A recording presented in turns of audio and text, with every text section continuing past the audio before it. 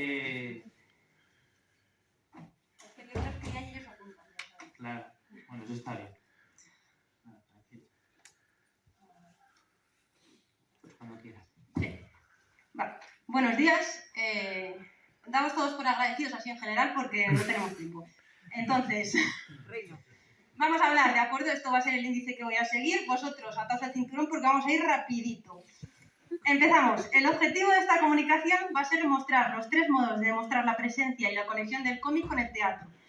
En primer lugar, el cómic como texto espectacular, empleando el arte secuencial para el desarrollo de una obra teatral, como ocurre en Medea a la deriva. Voy a quitar las gafas que no veo.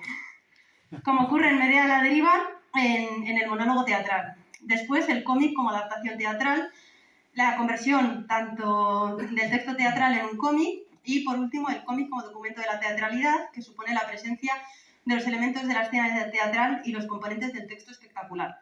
Hablaremos de ello ahora. En conclusión, se podrán comprobar las conexiones entre uno y otro medio, así como las diferentes maneras de mostrar la presencia del teatro, la teatralidad y el espectáculo. Bien. Empezamos. Voy a pasar acerca de los conceptos del género literario, de la literatura, del cómic, un poco así por encima, porque yo creo que en el ámbito en el que estamos más o menos sabemos todos sobre ello, y si no, pues discutimos fuera. La literatura va a ser un conjunto producto de obras, poseen una forma determinada del mensaje, que emplea un uso estético del lenguaje, es resultado de una acción del ser humano y es común a la humanidad. Y la finalidad principal será el placer, que posee connotaciones sociales y cuyo medio de transmisión puede ser tanto oral como escrito o visual. Y aquí tenemos para muestra un botón. El género literario, por otro lado, tal y como dicen Welleck y Warren, se puede concebir como imperativos institucionales, es decir, como instituciones que se imponen al escritor y que a su vez son impuestos por éste. En la actualidad se considera que no son esencias independientes y absolutas, sino que constituyen categorías que representan la realidad de una forma determinada y que poseen características y estructuras diferentes con su propia técnica y estilo.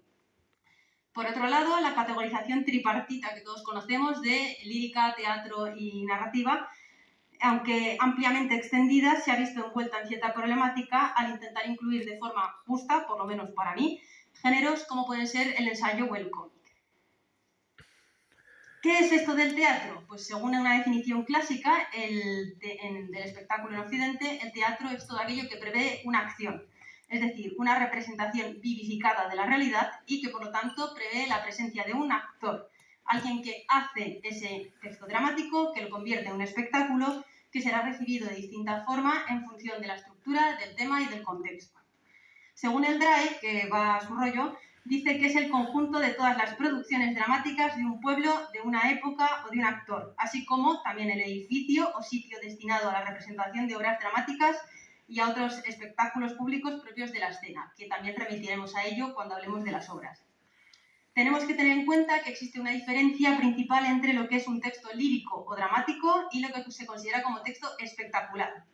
El texto lírico-dramático está escrito por un autor y compuesto por parlamentos e indicaciones para su representación, es decir, el libro ese que nosotros leemos en el instituto. Mientras que el segundo se compone de la parte literaria y de todos esos signos que percibe el espectador durante la función, es decir, la puesta en práctica de ese texto. Por otro lado, y como todos sabemos, el cómic es un género híbrido que va a intentar aunar las virtudes del viejo género literario, y ahí me han faltado las comillas, y del recién nacido género cinematográfico.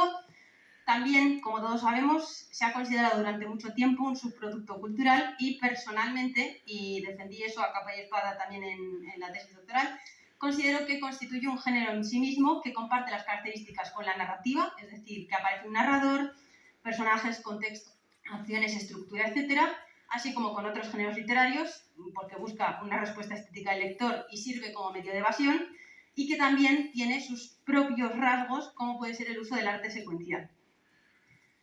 Como podemos ver en la tabla, sí que existen unas similitudes y unas diferencias entre unos y otros, entre el teatro y el cómic. Ambos son géneros literarios, se conciben como un medio de comunicación de masas, es decir, se dirigen a una mayoría más que puede ser una novela.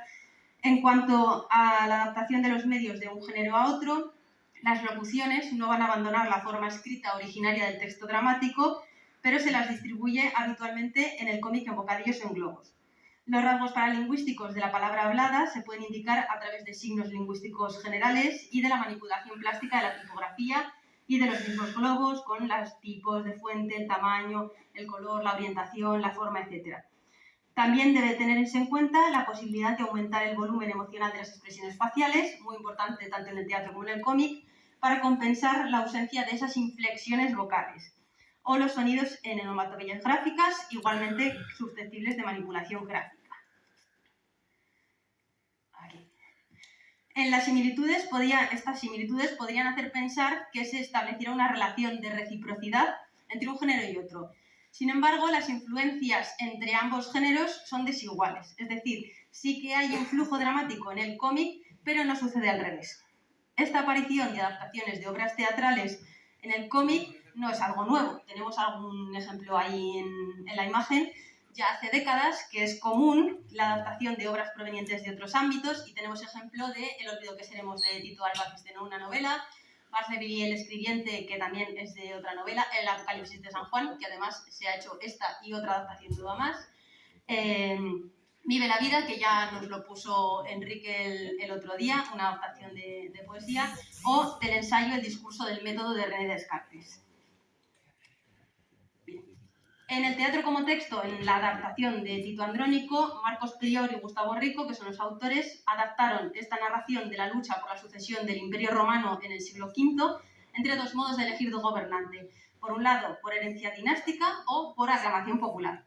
En esta adaptación no se van a aclimatar los conflictos y las perspectivas a la moral actual, pero sí que se mantiene la estructuración en 5 actos, que se dividen en una página roja, que aparece ahí cortada, porque creo que una página roja no merecía ningún tipo de interés para nadie, que comienza con una panorámica de la escena en la que tendrán lugar los hechos, así como el tono elevado y grandilocuente de los textos dialógicos característicos de Shakespeare, a quien se atribuye, según a quien preguntes, la obra. Por otro lado, en el apartado artístico se emplea un estilo cartoon de trazo grueso, aparentemente sencillo, que le dota de una aura mística y simbólica a toda la obra. Bien. La selección de los planos y la variabilidad del tamaño y la disposición de las viñetas están puestos al servicio de la teatralidad de la obra, así como los colores y la simbología culto.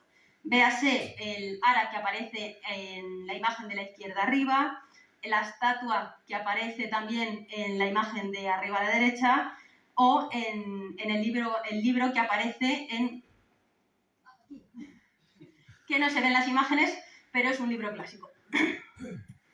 En cuanto a las conexiones con el género dramático, no solo se justifican en el hecho de que se trate de una fiel adaptación, sino también en la disposición de los personajes a modo de un espacio teatral y la presentación de los mismos con cartelas y el empleo de la parte de Aarón. Las cartelas, de acuerdo, ahí arriba, y Aarón es el personaje ese que aparece con una máscara de calavera. Pasamos al teatro como espectáculo. Fermín Solís nos presenta una media desterrada en un bloque de hielo, condenada a la eternidad y a la soledad, que paga por sus crímenes. Básicamente que mató a su hermano, traicionó a sus padres, mató a sus hijos y hizo un montón de cosas. Esta teatralidad es evidente en la página 68, en la que tenemos a la princesa de la Cólquide imprecando a los dioses y diciendo que da igual lo que haya hecho, que ella va a seguir R, que es culpable, pero le da igual. Así como en el empleo de determinados planos y en el hecho de que se trate de una obra puramente monológica. Mi idea va a ser narradora y personaje principal de la obra. Por último, el teatro como espacio, que tenemos el ejemplo tanto del hombre que ríe como de Medea a la deriva. Bien, vamos bien. En El hombre que ríe de Víctor Hugo, adaptación libre de la obra homónima, del drama homónimo de Víctor Hugo, encontramos tanto el texto espectacular como la representación misma del género dramático. Se va a distribuir en esos 8 capítulos que narran la historia de Gwynplaine, así como la de Dea, Ursus y del lobo Homo, con modificaciones tanto en su contenido como en su ordenación. Esto lo dice el autor en su epílogo. En el primer capítulo muestra la escenografía, mientras que en el segundo se ve la imagen con los elementos que encontraremos en el capítulo y una referencia al símbolo mismo del teatro, esas máscaras de la tragedia y la comedia griega, que además podrían incluso considerarse que están invertidas en los personajes, o podría considerarse que no. Ahí cada uno es para hablarlo durante un largo rato. En El hombre que ríe nos acercan al espacio teatral. Primero, y como vemos en la imagen de arriba a la izquierda, a esas representaciones de carácter popular, herederas de las obras medievales surgidas tras el abandono de las iglesias como lugar de representación. Y luego más adelante, como se ve arriba a la derecha, el teatro parecido a esos corrales de comedias ya propios del siglo XVI-XVII, así como a esa figura de autoridad o a esas figuras que aparecían en el teatro para mantener la calma, para empujar a la gente y que cupieran más, etc.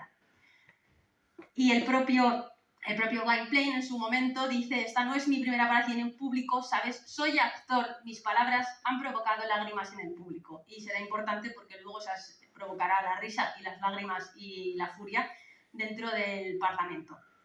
En el caso de Medea la deriva, la protagonista se introduce por el agujero de un árbol, ya hemos visto el hielo que ha brotado en esa isla, y acaba por el escotillón que guarda el atrezo. Y tenemos ahí toda la imagen continua de esa obra. Y por último, acaba llegando a ese escenario frente al público que aguarda, la observa y ante la que ella grita desesperada. Lo que podemos concluir es que las relaciones literarias, literatura cómic, lírica, narrativa, teatro, cómic, han sido bastante fructíferas. Simplemente decir que prepondera la narrativa frente a la